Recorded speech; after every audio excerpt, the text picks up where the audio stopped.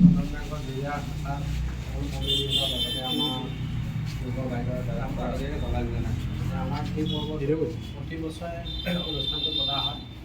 পতাৰ উদ্দেশ্য এটাই যে বন্ধন বেংক আজি নহয় 23 আগষ্ট 2015 চনত ধৰি লওক অপেনিং হয়।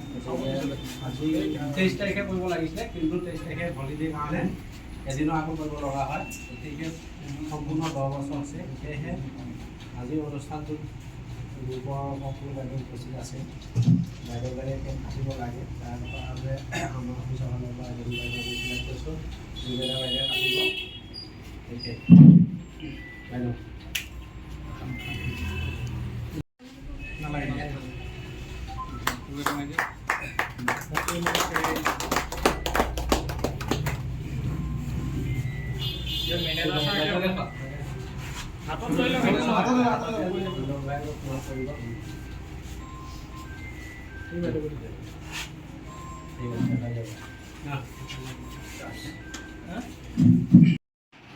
এতিয়ালৈকে আছোঁ, কিন্তু মোৰ যিখিনি মানে অসুবিধা আছিলে বহুতখিনি প্ৰায় মানে 95% মোৰ সুবিধা হ'ল।